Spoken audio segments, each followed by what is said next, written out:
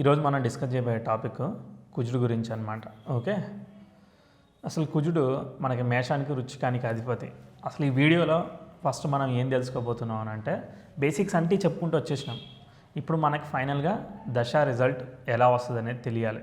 Okay, అంటే ఆ దశ బాగుంటుందా లేదా అనేది మనం తెలుసుకోవాలనుకుంటాను. దీనికి చాలా పర్మిటేషన్స్ అండ్ కాంబినేషన్, ఆ కుజుడు ఎక్కడ ఉంటే ఏంటి, ఆ నక్షత్రంలో ఉంటే ఏంటి, ఇలా మనకి చాలా కన్ఫ్యూజన్స్ క్రియేట్ అవుతాయి. దాన్ని ఒక సింపుల్గా ఒక చిన్న ఫార్ములా లాగా ప్రిపేర్ చేసుకుంటే అంత ఈజీగా ఉంటుంది. దీనివల్ల అది తెలుస్తుంది ఈ వీడియో వల్ల. ఒకటి. రెండోది, ఏ గ్రహం గురించి అయినా మనం కారకత్వాలు కొన్ని తెలుసుకోవడం వల్ల ఆ గ్రహం ఆ సిచ్యువేషన్లో ఎలా బిహేవ్ చేస్తుంది అనేది మనం బెటర్గా తెలుసుకోవడానికి అవకాశం ఉంటుంది.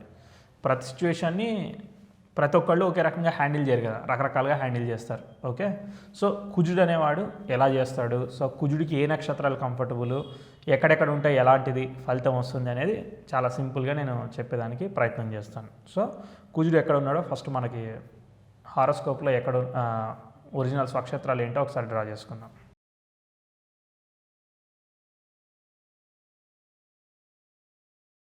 కుజుడు గురించి ఒక 4-5 విషయాలు సింపుల్గా చెప్పి తర్వాత ఎక్కడెక్కడ ఉంటే ఎలా అవుతుంది గ్రహస్థితి అనేది వెళ్ళిపోయి మళ్ళీ ఆ నక్షత్రాలు అసలు ఫైనల్గా జడ్జిమెంట్ ఎలా చేయాలని చెప్పచ్చు. దాదాపు ఒక 70-80% వరకు మనం దీన్ని జడ్జ్ చేయగలుగుతాం సాంప్రదాయ జ్యోతిష్యంలో. ఇంకో 20% నేనైతే జడ్జ్ చేయలేకపోతున్నాను. అందుకోసమే నేను వెస్ట్రన్ కానీ కేపీని కానీ కన్సిడర్ చేసేది. ఓకే, దాదాపు వేదిక ఆస్ట్రాలజీలో ఎక్కువగా సాంప్రదాయ జ్యోతిష్యంలో రూల్స్ అనేది ఎక్కువగా ఉండడం వల్ల కంక్లూషన్కి రావడానికి ప్రాబ్లం అవుతుంది. ఒకటి ఏంటంటే లాజిక్, ఒకటి ఇంకో సైడ్ ఏంటంటే ఇంటర్ప్రిటేషన్లో వచ్చే సమస్యల వల్ల అర్థం చేసుకోవడంలో ప్రాబ్లమ్స్ వచ్చి ఇట్లాంటివి ఫేస్ చేస్తున్నారు. ఓకే, సరే. కుజుడు ఏంటిది? కుజుడు భూకారకుడు, భౌమ్యుడు, మంగళుడు. కుజుడు గురించి బాగా వరి అయ్యేది చాలామంది కుజదోషం గురించి ఇలా వరి అవుతాడు. కుజుడు అంటే ఏమీ లేదు, సింపుల్గా 3 మాటలు: ఎక్స్పెక్టేషన్, ఎక్స్పెక్టేషన్, ఎక్స్పెక్టేషన్. అంటే కోరిక, నాకు కావాలి కావాలి కావాలి, అంతే. ఏదైనా కూడా సాధించేంత వరకు కూడా వదిలిపెట్టాడు అనమాట. ఎందుకంటే యుద్ధవీరుడు, వెళ్తే విజయం సాధించే మళ్ళీ వెనక్కి తిరిగి రావాలి. సో ఆ విధమైన బిహేవియర్ కనిపిస్తుంది. సో ఈ కోరిక కోరిక కోరిక అనేది 3 రకాలుగా ఉన్నది. ఫస్ట్ కోరిక అనేది ఉండడం. ఆ కోరిక ఎలా ఉండాలంటే, ఇప్పుడు నాకు జ్యోతిష్యం రాకపోతే నాకు లైఫ్ లేదు. ఓకే, ఇలా ఉండాలి కోరిక అనేది. మూడోది, ఓకే ఇది మనం రీచ్ అవుతాం, ఓకే మనం ఖచ్చితంగా ఈ రేంజ్లోకి వెళ్ళగలుగుతాం. అసలు ఏమీ డీటెయిల్స్ లేకుండానే మనిషి కనబడగానే మనం ఒక ఫలితం చెప్పేస్తున్నాం అని అనుకోండి. ఓకే, ఇది టూ మచ్ ఎక్స్పెక్టేషన్, అంటే అది అసలు కాని పని. ఓకే, అసలు ఏమీ బేస్ లేకుండా మనం ఎలా ప్రిడిక్షన్ చెప్తాం? బేస్తో ప్రిడిక్షన్ చెప్పడం అనేది మనం ఊహిస్తే అది అవుతుంది అనేది ఒక ఫండమెంటల్ లైన్ అన్నమాట. అంటే అందరి కోరికలు కాదు, అందే కోరికలు. ఓకే, సో నేను ఎగ్జాంపుల్ ఆస్ట్రాలజీని తీసుకున్నాను, అంతే, ఏం లేదు. సో కోరిక ఉండాలి, కోరిక అనేది కంపల్సరీ ఉండాలి, కంపల్సరీ లేకపోతే కాదు. ఓకే, తర్వాత నెక్స్ట్ ఏంటిది? కోరిక అనేది మనం దాన్ని చేరుకునే విధంగా ఉండాలి. అప్పుడు కంపల్సరీ కుజుడు అనేవాడు రిజల్ట్ ఇస్తాడు. ఇక ఏ భావంలో ఉండని, ఎక్కడ ఉండని ఇక మనం వరి అయ్యేదానికి ఏమీ లేదు. ఓకే, తర్వాత రాశి కారకత్వాలు 2 అప్లై చేసుకోవచ్చు. మేషం ఏంటిది? అక్కడ మన యుద్ధం చేయడానికి కావాల్సిన అన్నీ ఉన్నాయి, ఏనుగులు, గుర్రాలు, కత్తులు అన్నీ ఉన్నాయి. నెక్స్ట్ వృచ్చికం ఏంటిది? అది పవరు, పొజిషను, రీసెర్చు, ఆయుధాలు, ఇలాంటివన్నీ కూడా మనకి ఉన్నాయి. ఎందుకంటే అక్కడ ఉన్న నక్షత్రాలు మనకు తెలుసు. అక్కడ ఇంద్రుడి వజ్రాయుధం ఉంది, ఇంద్రుడు ఉన్నాడు. తర్వాత అక్కడ మిత్రవరుణులు, అనురాధ నక్షత్రం, ఇవన్నీ కూడా మామూలుగా రీసెర్చ్ సంబంధించిన వాటికి బాగా పనిచేస్తాయి. ఏదైనా విషయంలోకి డెప్త్కి వెళ్ళాలని అంటే కుజుడు అనేది కంపల్సరీ. అంటే 8వ స్థానం అనేది ఆల్మోస్ట్ ఎక్స్ట్రీమ్ హౌస్ అనమాట. అంటే 1 నుంచి 8వ స్థానాలు మనిషి జీవితం గురించి చెప్తాయి కదా. సో 8వ స్థానం అనేది ఎక్స్ట్రీమ్ హౌస్. కుజుడు ఏదైనా కూడా ఎక్స్ట్రీమ్గా తెలుసుకోవాలనుకుంటాడు, వాడికి నిజం తెలియాలి. ఓకే, అది ఏదైనా కానీ డెప్త్కి వెళ్ళి తెలుసుకుంటే కళ్ళతో చూస్తే కానీ నమ్మడు కుజుడు. ఏదైనా కూడా వాడికి రియల్ కావాలి. ఓకే, అట్లాంటి బిహేవియర్. వాడు రియల్గా ఉంటాడు, ఎదుటోడు రియల్గా ఉండాలనుకుంటాడు. రియల్గా లేకపోతే తట్టుకోలేడు, హట్ అవుతాడు. ఓకే, కుజుడు అందుకే కోపానికి కూడా కారకుడు. ఈ కోపం గురించి నా దగ్గర ఒక చిన్న కాన్సెప్ట్ ఉన్నది. ఎట్లా ఉన్నదంటే, సో బేసిక్గా కుజదోషం ఉన్న వాళ్ళందరికీ కోపం ఉంటుందని చెప్పొచ్చు, ఎక్స్పెక్టేషన్ ఉంటుందని కూడా చెప్పొచ్చు అనమాట. కుజుడు లగ్నంలో ఉన్న, సప్తమంలో ఉన్న, ఈ విధంగా కుజదోషం తీసుకుంటున్నారు కదా, చతుర్థంలో ఉన్న, 12లో ఉన్న, ఇలా కొన్ని తీసుకుంటున్నారు. దాని బ్యాలెన్సింగ్ గురించి నేను ఆల్రెడీ ఎక్స్ప్లెయిన్ చేశాను కుజదోషం అనే వీడియోలో. ఓకే, అది డిస్క్రిప్షన్లో చూసుకోండి. ఇక్కడ కుజుడికి కోరిక, ఎక్స్పెక్టేషన్ సాధించాలనే తపన ఉన్నది. ఓకే, అది థిన్ లైన్ లాంటిది, ఒక చిన్న దారానికి అటువైపు ఇటువైపు లాగా ఉంటుంది. కోరిక, ఎక్స్పెక్టేషన్ అనేది టూ మచ్గా ఎక్కువైపోయింది అనుకోండి, మనం రీచ్ అంటే మనం సాధించే దాని కన్నా ఎక్కువ దాటిపోయింది. ఓకే, ఫర్ ఎగ్జాంపుల్ మన లైఫ్ బాగుండడానికి ఒక 10 లక్షలు కావాలనుకోవడం మామూలుగా, అది మనకి నార్మల్ అని అనుకుందాం. లేదు, ఒక 10,000 కోట్లు కావాలి అని అనుకుందాం. ఓకే, అది మేబీ నాకు నెసెసిటీ కాకపోవచ్చు, ఎదుటివాడికి నెసెసిటీ అవ్వచ్చు. సో ఈ ఎక్స్పెక్టేషన్ ఏదైతే ఉందో టూ మచ్గా, ఇక అది నేను రీచ్ అవ్వను నా జీవితంలో నాకు తెలుసు అని అనుకున్న దాన్ని కూడా నేను రీచ్ చేయాలని గోల్ పెట్టుకోవడం ప్రాబ్లం. అప్పుడు ఎక్స్పెక్టేషన్స్ అనేవి డిసప్పాయింట్ అయిపోయి హర్ట్ అవ్వడం, ఇలాంటివన్నీ కూడా జరుగుతాయి. ఉదాహరణకి ఎదుటి వ్యక్తి ఇలా ఉండాలని అనుకుంటాడు, వాడు అలా లేడనుకోండి, కుజుడు లగ్నం మీద ఇన్ఫ్లుయెన్స్ చేస్తే బలంగా, సో వాళ్ళు డిసప్పాయింట్ అవ్వడానికి కూడా కారణం అవుతుంది. అందుకనే ప్రతి విషయం ఇలా జరగాలి, ఈ మెజర్డ్గా జరగాలని అనుకుంటాడు కుజుడు. అది అట్లా జరగలేదు, ఎక్స్పెక్టేషన్ అనుకున్నట్టు జరగలేదు అని అంటే డీప్గా హర్ట్ అయ్యేదానికి కారణమవుతుంది. ఇంకేంటిది, రీసెర్చ్ గురించి చెప్పుకున్నాం. ఓకే, ఇంకోటి కుజుడు భావం, తృతీయ భావాన్ని రూల్ చేస్తాడు, అంటే మూడో భావాన్ని రూల్ చేస్తాడు. భావకారకుడు ఎక్కడైతే ఉంటాడో అక్కడ నాశనం చేస్తాడు అనేది ఒక తంబు రూల్ అనమాట. అంటే కుజుడు భాతృకారకుడు కాబట్టి తృతీయంలో ఉండకూడదు, రవి ఆరోగ్యకారకుడు కాబట్టి లగ్నంలో ఉండకూడదు, ఇవన్నీ రూల్స్ ఉన్నాయి కదా. చంద్రుడు మాతృకారకుడు కాబట్టి చతుర్థంలో ఉండదు, ఇలా రకరకాలుగా రూల్స్ ఉన్నాయి. కారకులు సప్తమంలో శుక్రుడు ఉండకూడదు, ఎందుకంటే కళత్రకారకుడు అంటే వివాహాన్ని ఇచ్చేవాడు. సో ఎవడైతే ఇస్తాడో అక్కడ ఉండకూడదని చెప్తాడు. ఓకే, అక్కడ ఉంటే ఆ విషయంలో వాడికి రిజల్ట్ రాదు అనేది చెప్తాడు. కానీ అది 100% కరెక్ట్ కాదు. అక్కడ ఇంకా మిగిలిన క్యాలిక్యులేషన్ కూడా తీసుకోవాలి. సప్తమంలో ఉన్న శుక్రుడు ఉన్న వాళ్ళు పెళ్ళిళ్ళు కాకుండా లేరా, చాలామందికి మ్యారేజెస్ అనేవి అయ్యాయి, దానిలో డౌట్ ఏమీ లేదు. ఓకే, సో కుజుడు తృతీయం ఏంటంటే ధైర్యము, ఇవన్నీ కూడా చెప్తుంది. ఇంక్లినేషన్, ఏదన్నా ఒకటి సాధించాలనంటే మనకి తపన ఎలా ఉండాలంటే ప్రతి నిమిషం, ప్రతి సెకను మనకు తెలియకుండానే మనం సాధించే విషయం గురించి ఆల్మోస్ట్ ఒక జపం చేస్తున్నట్టు, కావాలి కావాలి కావాలి కావాలి అలా ఉండాలి.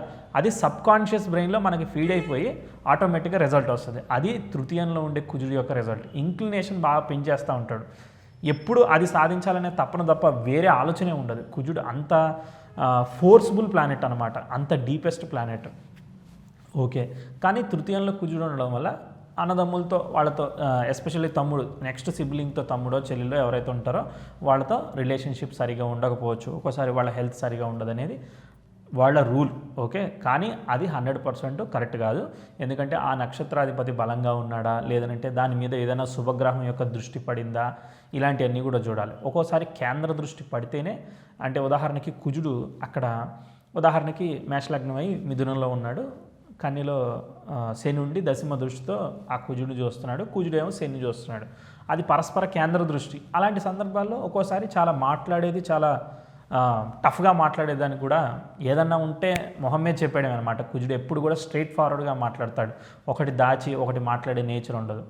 వాడు నిజం చెప్తాడు, వాడికి మాత్రం నిజం కావాలి. ఓకే, వాడికి నిజం చెప్పకపోతే మాత్రం వాడు తట్టుకోలేడు, వాడు మళ్ళీ హట్ అవుతాడు. ఓకే, సో కొన్ని బలమైన గ్రహాలతో కంపల్సరీ జాగ్రత్తగా ఉండాలి, లేదంటే కత్తికి 2 వైపులు 10 ఉన్నట్టు ఉంటుంది అన్నమాట పరిస్థితి. ఓకే, ఎంతైతే కుజుడు లవ్ చేసినంత శుక్రుడు కూడా లవ్ చేయడాడు. ఓకే, నిజంగా ఒక ప్రేమ అనేది దక్కిందంటే అది కేవలం కుజుడు వల్లే దక్కుతుంది. ధైర్యము, ప్రేమ, అఫెక్షన్ని చూపెట్టగలుగుతాడు పర్ఫెక్ట్గా, కేర్ని, అంటే ఇగో ఇంత జాగ్రత్తగా ఉండు, ఇలా వెళ్ళు, నువ్వు ఇలా చేయి, ఇలా చేస్తేనే నీకు అవుతుంది అని మనకి తెలియని 2-3 మలుపులు, అంటే ఇప్పుడు ఒక ట్రాఫిక్లో వెళ్తున్నావు, నెక్స్ట్ ఏమవుద్ది అనేది కూడా ప్రిడిక్ట్ చేయగలుగుతాడు, మెజర్ చేయగలుగుతాడు. కుజుడి కెపాసిటీ అదనమాట. ఒక యుద్ధంలో వెళ్తున్నాడు, ఇక్కడ యుద్ధం చేస్తూ నెక్స్ట్ ఎవరినెవరిని ఎలా బ్యాలెన్స్ చేయాలనేది కూడా ఆలోచించగలుగుతాడు, అంత కెపాసిటీ ఉన్నది.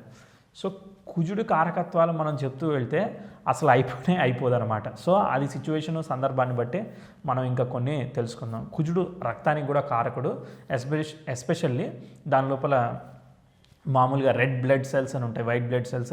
రెడ్ బ్లడ్ సెల్స్ అన్నిటికీ కూడా కుజుడు కారకుడు, వైట్ బ్లడ్ సెల్స్ అన్నిటికీ కూడా మనకి రవి కారకుడు అవుతాడు. ఆ ప్లాజ్మా ఏదైతే ఉంటుందో దానికి చంద్రుడు కారకం అవుతాడు. ఓకే, ఆల్రెడీ మనం రవి గురించి చెప్పేసుకున్నాం, చంద్రుడి గురించి చెప్పుకున్నాం, ఇప్పుడు కుజుడు గురించి చెప్పుకున్నాం. ఆ మొత్తం టోటల్ ఎలిమెంట్కి శని కారకత్వం వహిస్తూ ఉంటాడు అనమాట. సో కాబట్టి ఏదైనా బ్లడ్ అఫ్లిక్షన్ గురించి చూస్తే రెడ్ బ్లడ్ సెల్స్ గురించే మనం కుజుడిని చూడాలి.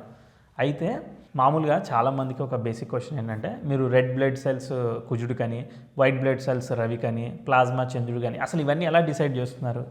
ఇవన్నీ ఏంటిదంటే సిచ్యువేషన్ బట్టి. ఇప్పుడు చాలామంది హారోస్కోప్స్ని చాలా సిచ్యువేషన్లో అనలైజ్ చేసినప్పుడు గ్రూప్ ఆఫ్ పీపుల్ కలిసేసి ఇగో దీని మీద కారకత్వం వహిస్తుంది, పనిచేస్తుంది అని చెప్పేసి వాళ్ళు డిసైడ్ చేయడం జరుగుతుంది. అది మీరు నెంబర్ ఆఫ్ హారోస్కోప్స్ మీద టెస్ట్ చేస్తున్నా కూడా అది ప్రూవ్ అవుతూ ఉంటుంది. సో కొత్త విషయాలన్నీ, కొత్త ప్రపంచంలో జరిగే ప్రతి విషయాన్ని ఇలా మనం అర్థం చేసుకుంటూ అన్వయించుకుంటూ ముందుకెళ్ళచ్చు అనమాట. Okay, right. మామూలుగా ఇప్పుడు కుజుడు గురించి మనం కొంతవరకు చెప్పుకున్నాము. తర్వాత ఇంకా కొన్ని రేర్ పాయింట్స్ ఉన్నాయి, 1-2 పాయింట్స్ చెప్తాను. బేసిక్గా ఒక జాతక చక్రం మనం పరిశీలిస్తుంటే నేనేం చెప్పాను, రవిచంద్రులు బాగుంటే ఇక లైఫ్ లాంగ్ బాగున్నట్టే అని చెప్పాను. ఓకే, తర్వాత ఈ గ్రహాలని 2-3 రకాలుగా డివైడ్ చేశారు. రవిచంద్రులు బాగుంటే వాడి మనసు ఆత్మ బాగుంటుంది కాబట్టి వాడు చేయడానికి బాగున్నది. కానీ వాడు చెయ్యాలి కదా, చెయ్యాలంటే ఇక్కడ 2 హీరోలు ఉన్నారు, వాళ్ళే శని కుజులు. వాళ్ళు ఉంటేనే ఏ జాతకంలో అయినా బలంగా వాడి జీవితంలో ఖచ్చితంగా సాధించగలుగుతాడు. లేదంటే వాడు కష్టపడి సాధించడం చాలా కష్టం. ఓకే, మేబీ వాడు ఇంటలెక్చువల్గా ఏమైనా చేయొచ్చేమో, అది డిఫరెంట్. కానీ బట్ శని కుజులు, ఇప్పుడు ఫర్ ఎగ్జాంపుల్ సార్ ఒక ఇంజనీర్ ఉన్నాడు, బట్ చాలా బ్రహ్మాండమైన ఇంజనీరు, సో కాబట్టి వాడికి బుధుడు బలంగా ఉన్నాడా? లేదంటే ఒక ఆర్టిస్ట్ ఉన్నాడు, వాడు చాలా బ్రహ్మాండంగా ఫేమస్ అయ్యాడు, వాడికి మరి బుధుడు బలమా లేదంటే చంద్రుడు బలమా? లేదంటే ఒకడు సినిమాలో బ్రహ్మాండంగా రాణించాడు హీరోగా, మరి వాడికి ఖచ్చితంగా శుక్రుడే బలంగా ఉన్నాడా లేదంటే చంద్రుడే బలంగా ఉన్నాడా, అందుకే రాణించాడా? శుక్రుడికి వాడు హయ్యర్ వర్షనా, అందుకే రాణించాడా అని చెప్పి మనకి సహజంగా నాకే డౌట్స్ వచ్చాయి ఇలాంటివి. ఓకే, సో అప్పుడు నేను అబ్జర్వ్ చేస్తే, ఈవెన్ మా డాడీ చెప్పింది కూడా అదే. సో ఇలాంటివి అబ్జర్వ్ చేస్తే శని కుజులు కంపల్సరీ బలంగా ఉంటూ వాళ్ళ నక్షత్రాల ద్వారా వాళ్ళ ఎనర్జీని ట్రాన్స్ఫార్మ్ చేస్తారు. ఉదాహరణకి కుజుడు ఎనర్జీ కదా, ఈ కుజుడు ఏ ఎనర్జీని ట్రాన్స్ఫార్మ్ చేస్తే వాడు దానిలోకి బలంగా చేయగలుగుతాడు. ఉదాహరణకి శుక్రుడు ఎనర్జీ ట్రాన్స్ఫార్మ్ చేశాడు, ఏ భరణి, పూర్వాషాఢ, పొబ్బ ఏదో ఒకటి ఉంది. ఓకే, దాన్ని ట్రాన్స్ఫార్మ్ చేస్తే ఆ శుక్రుడు సంబంధించిన కారకత్వాన్ని హ్యాండిల్ చేయగలుగుతాడు ఎఫిషియెంట్గా, ఎందుకు ఎనర్జీ కదా, దానిలో బ్రహ్మాండమైన ఎఫర్ట్ పెట్టగలుగుతాడు. ఉదాహరణకి రవి నక్షత్రాన్ని హ్యాండిల్ చేశాడు, ఏ కృత్తిక, ఉత్తరాషాఢ, అప్పుడు గవర్నమెంట్ రిలేటెడ్ వ్యవహారాల్లో చాలా బలంగా తన ఎనర్జీని చూపించగలుగుతాడు. తర్వాత చంద్ర నక్షత్రాలు ఉన్నాయి, రోహిణి, హస్త లేదంటే శ్రవణ నక్షత్రాలు.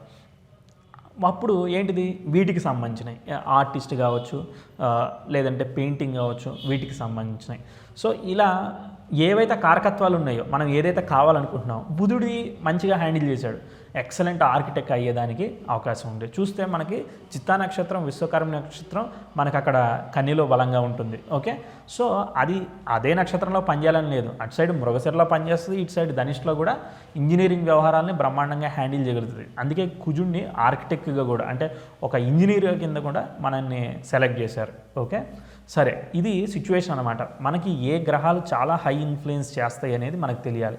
మిగిలినవి లఘు గ్రహాలు, శుక్రుడు కావచ్చు, బుధుడు కావచ్చు, ఇవన్నీ చంద్రుడు కావచ్చు, ఇవన్నీ చిన్నవి, అవన్నీ పెద్ద ప్రియారిటీలోకి తీసుకోవాల్సిన అవసరం లేదు. మనం తీసుకోవాల్సిన ఫస్ట్ ఇంపార్టెంట్ ప్లానెట్లు ఏ చార్ట్ చూసినా శని, తర్వాత గురువులు ఎలా ఉన్నారు, తర్వాత కుజ శనులు ఎలా ఉన్నారు, రవి ఎలా ఉన్నాడు, ఇలా మీరు శుభగ్రహాలను చూడడం కన్నా పాపగ్రహాలను చూడడం ఇంపార్టెంట్. అంటే పాజిటివ్ ఎనర్జీ కన్నా నెగిటివ్ ఎనర్జీని ఫస్ట్ అబ్జర్వ్ చేయాలి. ఓకే, వీళ్ళు కొంచెం బలమైన మనుషులు అనమాట. సో ఈ బలమైన వాళ్ళు జాతకంలో బాగుంటే వాడి జీవితంలో బలంగా సాధించగలుగుతాడు. అయితే నేను ఇదంతా కూడా ఒక సిచ్యువేషనల్గా ఎక్స్ప్లెయిన్ చేసినా కానీ ప్రాక్టికల్గా ఏమీ ఎక్స్ప్లెయిన్ చేయలేదు.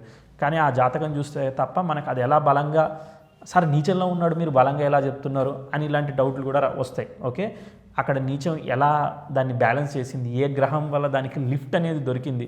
నీచంలో ఉన్న గ్రహాలు ఉచ్చులో ఉన్న గొప్పవాళ్ళైన వాళ్ళు చాలామంది ఉన్నారు. ఓకే, నీచంలో ఉన్నప్పుడు టఫ్ సిచ్యువేషన్ని ఫేస్ చేసి దాని నుంచి మళ్ళీ అప్ తీసుకొని అలా పైకి వెళ్ళిపోతారు. ఓకే, ఉచ్చులో ఉన్న వాళ్ళకి ఈజీగా లిఫ్ట్ దొరుకుతుంది అని అనుకుందాం, జస్ట్ సిచ్యువేషన్ అంతే అది. ఎనీవే, ఇప్పుడు నెక్స్ట్ గ్రహాలన్నీ కూడా ఈ కుజుడు ఏ దానిలో ఉంటే ఎలా ఉన్నాడు అనేది స్థానాలే కాకుండా నక్షత్రాలు కూడా ఎక్స్ప్లెయిన్ చేసుకుందాం. ఏ గ్రహానికి ఏ నక్షత్రం కంఫర్టబుల్ అని చెప్తానని చెప్పాను కదా, ఈ ప్రీవియస్ వీడియోలో ఎక్స్ప్లెయిన్ చేయలేదు. దీనిలో మళ్ళీ అది ఎక్స్ప్లెయిన్ చేస్తాను, ఎందుకంటే అన్ని విషయాల్లో ఒకే రకంగా ఎక్స్ప్లెయిన్ చేస్తే రొటీన్ అయిపోతుంది. సో వినేవాళ్ళకు కూడా బోర్గా కాకుండా ఒక్కొక్క దాని నుంచి ఒక్కొక్కటి నేర్చుకోవచ్చు మీరు. ఓకే, సో ఇప్పుడు నేను అది ఎక్స్ప్లెయిన్ చేస్తాను. ఓకే,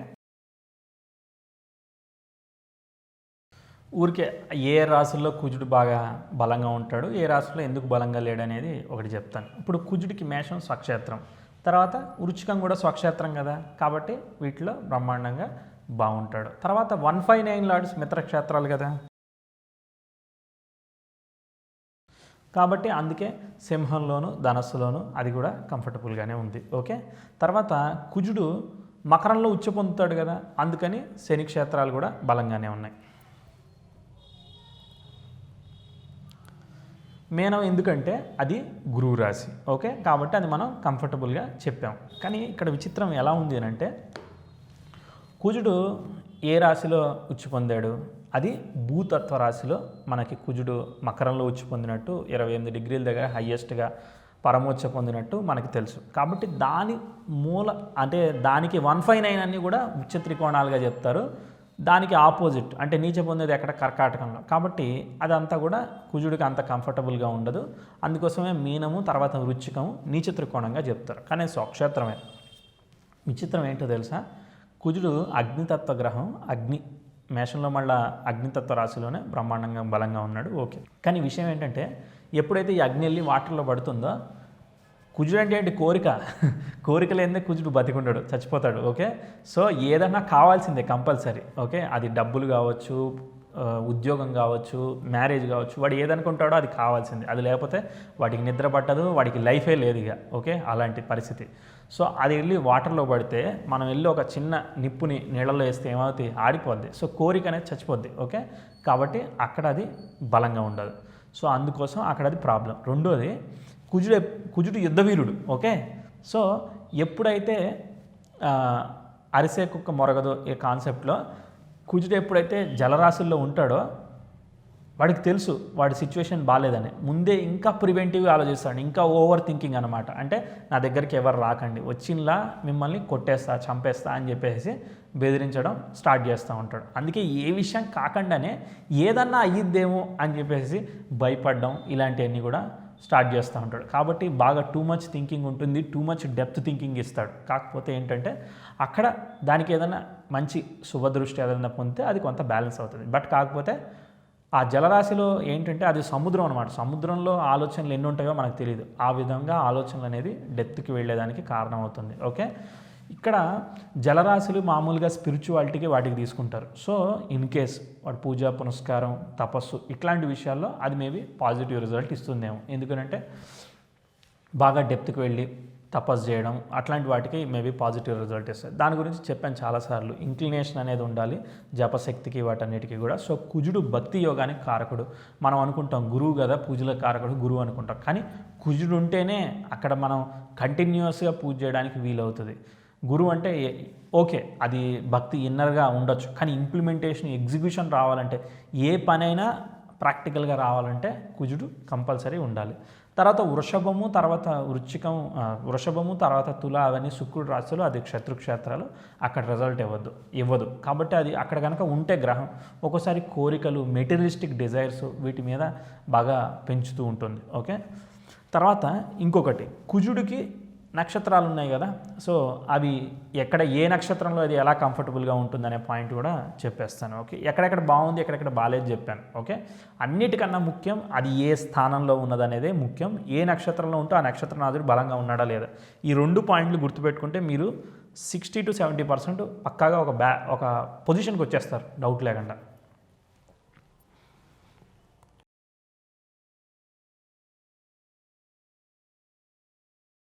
ఇప్పుడు కుజుడికి ఏ నక్షత్రాలు కంఫర్టబుల్గా ఉంటాయి అనేది మనం చూస్తే, అశ్విని నక్షత్రం బ్రహ్మాండంగా అది మేషంలో స్వక్షేత్రంలో ఉంది, స్టార్టింగ్ డిగ్రీస్లో ఉంది. అది కుజుడికి చాలా బలమైన రాశి, బలమైన పొజిషన్. కాబట్టి అశ్విని బ్రహ్మాండంగా ఉంటుంది, డౌట్ ఏమీ లేదు. అశ్వినిలో కుజుడు కనుక ఉన్నట్లయితే బ్రహ్మాండంగా సాధించాలనుకున్నది చాలా స్పీడ్గా సాధించుకుంటా ఎగ్జిక్యూట్ చేసుకుంటా వెళ్ళిపోయే కెపాసిటీని బ్రహ్మాండంగా ఇస్తాడు. సో వారియర్, ఓ యుద్ధ వీరుడికి గుర్రం దొరికింది, బ్రహ్మాండంగా ముందుకు వెళ్ళిపోవడమే. సో అలాంటిది ఇస్తాడు. తర్వాత అదే కోవకు సంబంధించిన మకామూల నక్షత్రాలు కూడా కుజుడికి బాగానే ఉంటాయి. ఓకే, సో ఇది ఒకటి పాయింట్. తర్వాత అవన్నీ మనకి 159 లార్డ్సే కాబట్టి పెద్ద ఇబ్బంది ఏమీ లేదు. తర్వాత భరణి నక్షత్రం, తర్వాత పుబ్బ, తర్వాత ఈ యొక్క పూర్వాషాఢ నక్షత్రాలున్నాయి. ఏంటిది, అన్ని గ్రహాలకి 3 నక్షత్రాలు ఉన్నాయి కదా.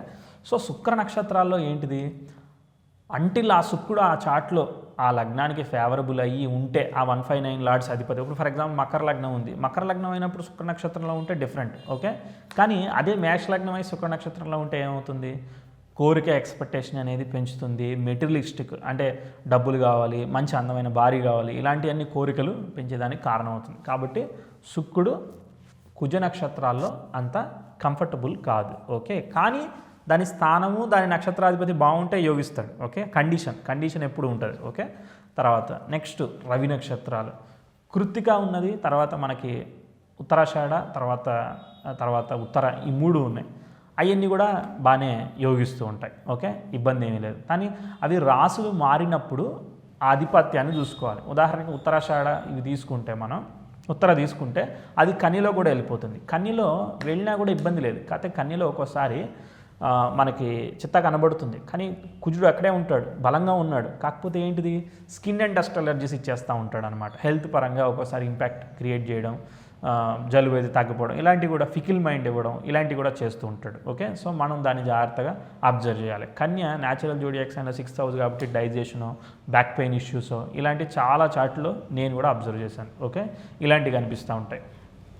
నెక్స్ట్ ఏంటంటే రవి నక్షత్రాలు కంఫర్టబుల్గా ఉన్నాయి, కేతు నక్షత్రాలు కంఫర్టబుల్గా ఉన్నాయి, దానిలో డౌట్ ఏం లేదు. తర్వాత నెక్స్ట్ ఏంటిది, శుక్ర నక్షత్రాలు బాగాలేదని చెప్పాం. తర్వాత రోహిణీ నక్షత్రం అది వృషభంలో ఉంది, అది అంతగా మనకు కంఫర్ట్ లేదు. ఎందుకంటే తర్వాత చంద్రుడి యొక్క రాశిలోనే అక్కడ నీచంలోకి వెళ్తున్నాడు.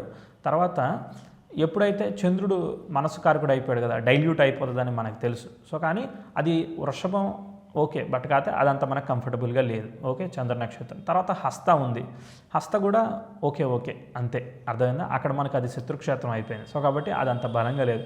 అది మిత్ర నక్షత్రమే, కానీ అంత కంఫర్టబుల్గా ఉండదు, ఓకే. సో ఎందుకంటే బికాజ్ ఆఫ్ ఆ రోహిణి అవన్నీ కూడా ఎమోషన్స్కి సంబంధించినవి, ఓకే. అది బాగుంటే అంటే ఇన్ కేస్ అది ఏదో రకంగా యోగం పడితే తప్ప అది ఫేవరబుల్ రిజల్ట్ ఇవ్వదు, ఓకే. నెక్స్ట్ అంటే మార్స్కి కావాల్సింది ఫైర్ వెళ్ళిపోవడమే ముందుకి. ఆ ఫైర్ సపోర్టివ్ నక్షత్రాలే మనకి దొరకాలి. అగ్ని, కృత్తిక బ్రహ్మాండమైన ఫైర్ ముందుకు వెళ్ళిపోతాడు డౌట్ లేకుండా. తర్వాత శ్రవణ నక్షత్రం అది మకరంలో. సో మకరం ఉచ్చరాశి కాబట్టి అది కొంతవరకు ఎగ్జామ్షన్ ఇస్తారు అంతే, ఓకే. కానీ పూర్తి స్థాయిలో నేను అది కంఫర్టబుల్గా ఫీల్ అవ్వను, ఓకే. అది నా పర్సెప్షన్. నెక్స్ట్ కుజ నక్షత్రాలు వృషభంలో, మిథునంలో ఉంది, మృగశిర ఉంది, తొల్లో వచ్చేసేసి మనకి అక్కడ కన్యలో చిత్త ఉంది. స్వనక్షత్రాలు ఓకే, స్వనక్షత్రాల్లో కుజుడు ఉంటే ఓకే. ఆ లగ్నానికి వాడు యోగకారకుడు అయితే ఓకే. యోగకారకుడు కాకపోతే డైరెక్ట్గా పొజిషనల్ స్టేటస్ రిజల్ట్, అది పాజిటివ్ అయితే పాజిటివ్, నెగిటివ్ అయితే నెగిటివ్ ఇచ్చి తీరుతాడు, దానిలో ఏం సందేహం ఏం లేదు. నెక్స్ట్ కుజ నక్షత్రాలు పనిచేస్తాయి, ఇబ్బంది ఏం లేదు. కానీ కుజుడు స్వనక్షత్రంలో ఉండే కన్నా ఈ అశ్వినిలో ఉంటేనో లేదంటే కృత్తికలో ఉంటేనో ఇంకా సూపర్గా పనిచేస్తూ ఉంటాడు అనమాట, రవి నక్షత్రాల్లో ఉంటే, ఓకే. స్వనక్షత్రానికి ఏమైనా కొంత ప్రిఫరెన్స్ తక్కువ ఉంటుంది, బట్ అది పనిచేస్తుంది, డౌట్ ఏమీ లేదు, బాగానే పనిచేస్తుంది. నెక్స్ట్ కుజ నక్షత్రాలు అయిపోయినాయి. తర్వాత నెక్స్ట్ ఏంటిది, రాహు నక్షత్రాలు ఉన్నాయి. ఎస్, ఈ కుజుడు రాహు నక్షత్రంలో ఎప్పుడైతే ఉంటాడో ఇక టెస్టింగ్ నేచర్ మామూలుగా ఇవ్వడు. అది మనం 12వ చంద్రుడు, ఈ అష్టమ చంద్రుడికి 1000 రెట్లు డౌట్ లేకుండా ఇస్తాడు. అంటే అసలు కుజుడే research oriented planet, natural zodiac సైన్లో అష్టమానికి అధిపతి. రాహు ఏంటంటే ప్రతి విషయాన్ని తెలుసుకోవాలనే క్యూరియస్ నేచర్ ఉన్న వ్యక్తి రాహువు. సో కాబట్టి ఇల్యూషన్ లాగా వెళ్ళిపోతూ ఉంటాడు, ఒక మెజిషియన్ అనమాట రాహు. సో కాబట్టి ప్రతి విషయాన్ని అంత ఇక సూపర్గా అంతా వచ్చేసేయాలి.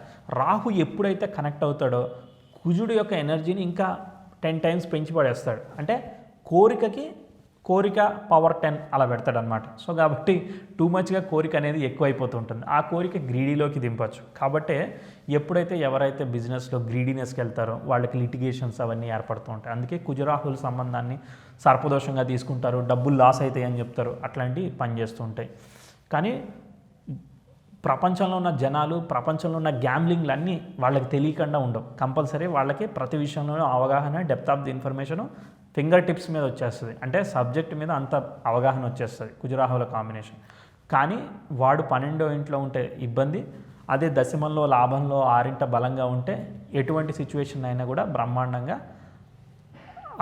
దాని ఆపోజిట్లో చేసేయగలుగుతాడు అనమాట. ఆ కెపాసిటీని ఇస్తాడు, ఓకే.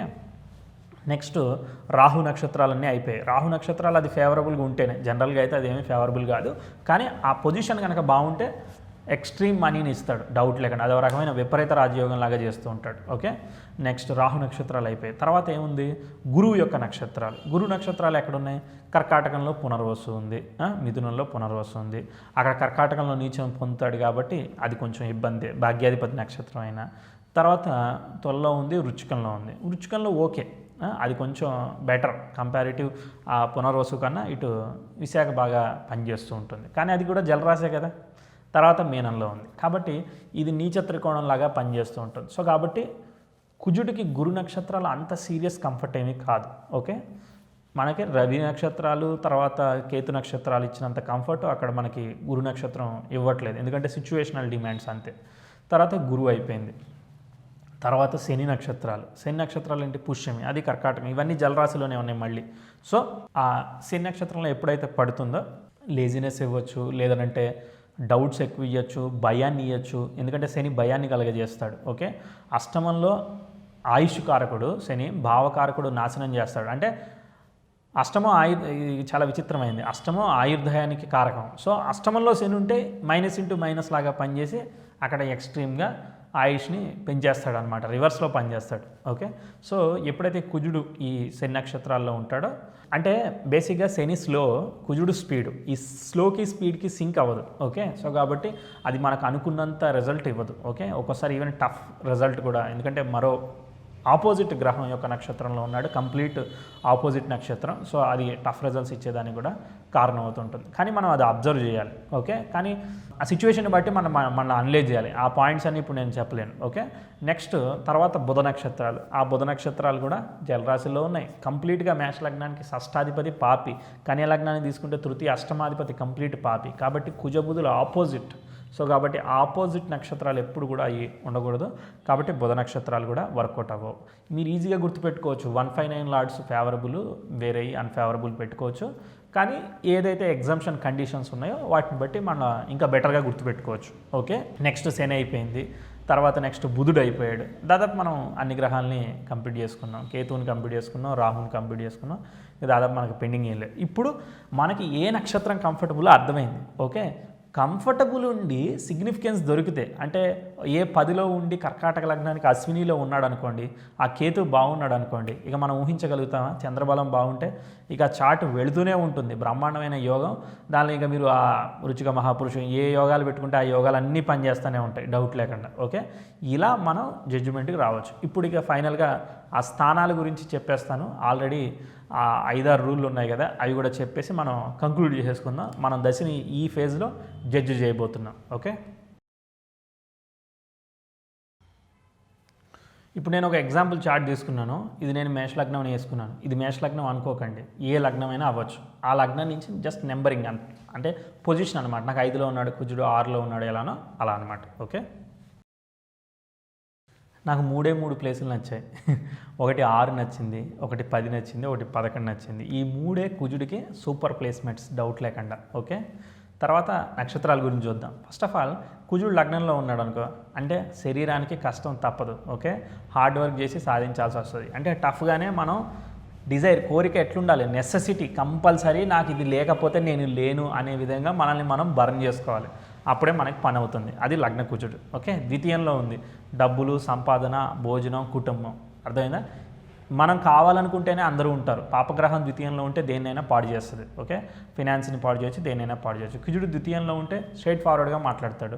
స్ట్రైట్ ఫార్వర్డ్గా మాట్లాడితే ఎవరికి నచ్చుతుంది? డిప్లొమాటిక్గా మాట్లాడితేనే అందరికీ నచ్చుతుంది. స్ట్రైట్ ఫార్వర్డ్గా మాట్లాడినప్పుడు లిమిటెడ్ రిలేషన్షిప్స్, గొడవలు ఇవన్నీ కూడా వస్తూ ఉంటాయి. కాబట్టి 2 ఇంట కుజుడు డబ్బులు బాగా ఇస్తాడు, కానీ విషయం ఏంటంటే గ్రహం ఉన్నప్పుడు రిజల్ట్ ఇచ్చి తీరుతుంది. అన్నీ కూడా గొడవలతో, చిక్కులతో సాధించుకోవాల్సి వస్తుంది. అది 2 ఇబ్బంది. ఓకే, కాబట్టి ఏంటంటే మనల్ని మనం కంట్రోల్ చేసుకుంటూ ఉండాలి. అవసరమైతేనే మాట్లాడుతూ ఉన్నట్టు చేస్తే కొంతవరకు బ్యాలెన్స్ అవుతుంది. ఓకే, తర్వాత తృతీయ కుజుడు, అది కారకో భావనాశే కాబట్టి నేను తీసేశాను, కానీ అది నాకు ఇష్టమే. ఓకే, ఎందుకంటే తృతీయంలో కుజుడు ఉంటే ఏదైనా సాధించాలనే పోరాటం, తపన అదంతా బ్రహ్మాండంగా ఇస్తాడు. కాకపోతే సహాయ సహకారాలు, ఎందుకంటే మనం మన చుట్టుపక్కల ఉన్న వాళ్ళతో మనం సరిగా ఉండకపోవచ్చు, ఎందుకంటే తృతీయం కదా.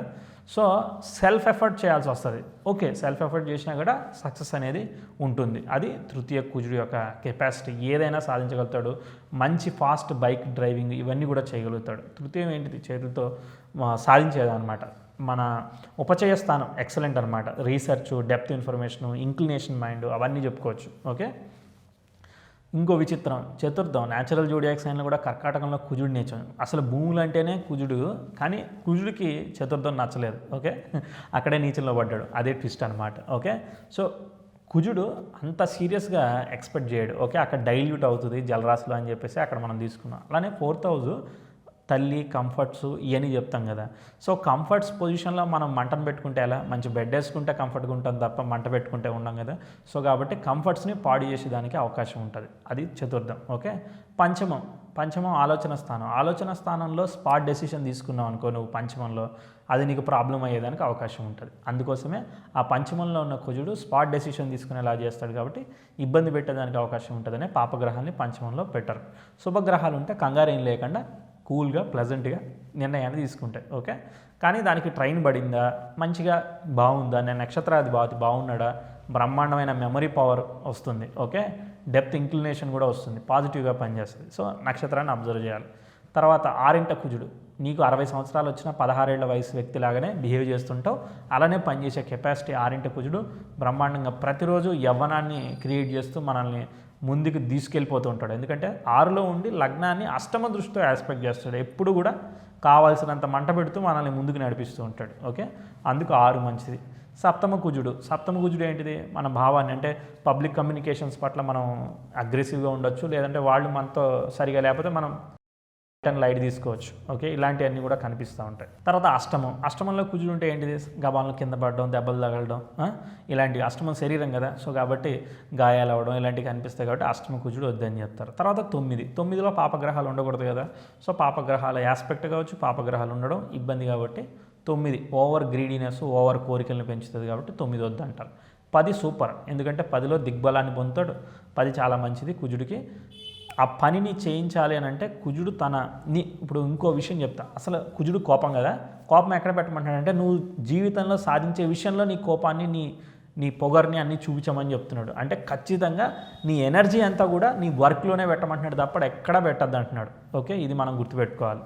తర్వాత 11 చాలా మంచిది. 6 నుంచి 6 11, కాబట్టి లాభస్థానంలో ఉన్నప్పుడు ఎదుటివాడిని చాలా ఈజీగా మనం గెలుచుకోగలుగుతాం. పాపగ్రహం కాబట్టి ఇది కూడా బలమే, కాబట్టి అది మంచిది. 12 మంచిది కాదు, ఎందుకంటే అక్కడ మళ్ళా శయ్యాసొక స్థానం వస్తుంది, ఎక్స్పెండిచర్ వస్తుంది. ఆలోచన లేకుండా స్పాట్లో ఖర్చు పెడితే మనకి రిజర్వ్ ఎక్కడ? మనం దాచుకోవాలి కదా డబ్బులు. సో కుజుడు అంటేనే డబ్బులన్నీ దాచుకోవాలి, ప్రిజర్వ్ చేసుకోవాలి, జాగ్రత్తగా ఉంచుకోవాలి, మనకు మనం బాగుండాలి. ఈ యొక్క ఎక్సర్సైజెస్ వీటన్నిటికి కూడా కుజుడే వహిస్తూ ఉంటాడు. Okay, right. కుజుడుకి బాడీ కేర్ ఎక్కువ. నేను బాగుండాలి, నాకేం కాకూడదు, ఎందుకంటే ఎప్పుడు దెబ్బలు తగులుతాయి కదా, నాకేం కాకూడదని బాగా ప్రివెంటివ్గా ఉంటూ ఉంటాడు. ఓకే, సరే. ఈ బిహేవియరల్ చేంజెస్ మనం చూసుకోవచ్చులే, అంటే ఈ గ్రహాల గురించి తెలిస్తే వాడు ఎట్లా ఏ సిచ్యువేషన్లో బిహేవ్ చేస్తాడో తెలుస్తుంది. సరే, ఇప్పుడు నక్షత్రాలు చూసేద్దాం ఇక. ఓకే, దానికి 5-6 రూల్ చెప్పాను. మంచి గ్రహాలతో కలిసి ఉన్నాయా లేదా ఒక రూల్. ఓకే, సీక్వెన్స్ చెప్పట్లేదు. ఓకే, 159 లార్డ్ స్టార్లో ఉందా లేదా, అంటే వాడికి పనికొచ్చే నక్షత్రంలో ఉందా. మనం ఉదాహరణకి అశ్విని, తర్వాత కృత్తిక, రవి నక్షత్రాలు, కేతు నక్షత్రాలు బాగుంటాయి అన్నాం.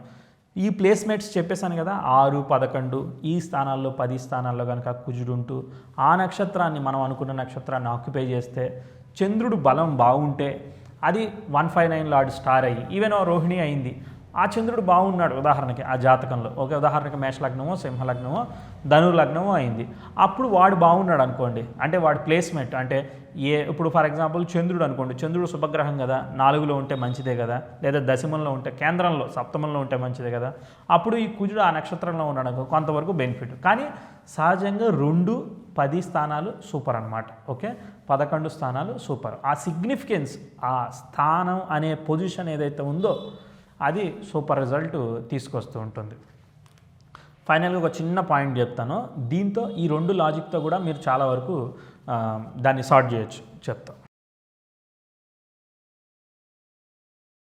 ఉదాహరణకి కుజుడు మీకు 2లో ఉన్నాడు అనుకుందాం, లేదంటే 10లో ఉన్నా, ఎక్కడొక్కడ ఉన్నాడు. ఓకే, బేసిక్గా కుజుడు ఎక్కడున్నాడు అనే దానికన్నా అసలు ఆయన నక్షత్రంలో ఎవరన్నా గ్రహాలు ఉంటే స్ట్రైట్ ఫార్వర్డ్గా వాళ్ళే రిజల్ట్ ఇచ్చేస్తారు. ఉదాహరణకి కుజుడు ఉన్న నక్షత్రాధిపతి 10లో ఉన్నాడు అనుకోండి, బ్రహ్మాండంగా ఉద్యోగ సంబంధమైన ఫలితాల్లో మంచి రిజల్ట్స్ ఇస్తారు. ఓకే, అది 10 మంచిదే కదా కుజుడికి, ఆ సిగ్నిఫికెన్స్ పాజిటివ్ రిజల్ట్స్. 6లో ఉన్నారనుకోండి, ఆ 6లో ఉన్నవాడు పాపగ్రహం అనుకోండి. ఉదాహరణకి శని ఆ నక్షత్రంలో కుజుడు ఉన్నాడు, ఆ శని 6 ఇంట్లో బలంగా ఉన్నాడు, సూపర్. సో డెఫినెట్గా రిజల్ట్ వచ్చి తీరుతుంది. ఆడు పాపగ్రహం శుభగ్రహం అవన్నీ తర్వాత సంగతి, ఆ లగ్నానికి యోగకారకుడా ఏంటిది అనేది సెకండరీ మ్యాటరే. ఓకే, తర్వాత నెక్స్ట్ కుజుడు ఎవరి నక్షత్రంలో ఉన్నాడు. ఉదాహరణకి కుజుడు వచ్చేసేసి మనం శని నక్షత్రంలో ఉన్నాడు అని అనుకుందాం. ఓకే, ఆ శని అనేవాడు చార్ట్లో మంచి పొజిషన్లో ఉంటూ ఈ కుజుడితో ఏ పాపగ్రహాలు కలవకుండా లేదంటే ఏ పాపగ్రహాలు చూడకుండా ఉంటూ అతను 6, 10, 11 సిగ్నిఫై చేశాడు అనుకోండి, ఉద్యోగానికి సంబంధించి మంచి ఫలితాలు ఇవ్వగలుగుతాడు. అదే సప్తమాన్ని సిగ్నిఫై చేశాడు, ఆ సప్తమంలో ఉండడం ఆ గ్రహానికి అది మంచిదనుకోండి, మంచి ఫలితాలు ఇస్తాడు. సో ఆ నక్షత్రనాథుడు బాగుండాలి, వాడి నక్షత్రంలో ఎవరైతే ఉన్నారో వాళ్ళు బాగుండాలి. సో 2 ఎనర్జీలు, ఆ 2 ఎనర్జీలు బాగుంటే అది అయితే కంపల్సరీ రిజల్ట్ ఇస్తుంది. ఒక్కోసారి పరివర్తన యోగాలు ఉంటాయి, అలాంటివి మనం చెక్ చేసుకోవాలి. రైట్, కుజుడిని మనం డిఫరెంట్గా ప్రజెంట్ చేయడానికి చేసాము. ఈ గ్రహాల సిరీస్ అన్నీ కూడా మనం చూడడం వల్ల దశలో మనం ఎలా బెటర్గా జడ్జి చేయగలుగుతాం అనేది ఒక 70% వరకు 80% వరకు మనం తీసుకురావచ్చు. మిగిలినవన్నీ మనం ప్రోగ్రెషన్స్ కేపీతో సిగ్నిఫికెన్స్తో ఇంకా డీప్గా కవర్ చేసే ప్రయత్నం చేస్తాను. Okay, thank you so much.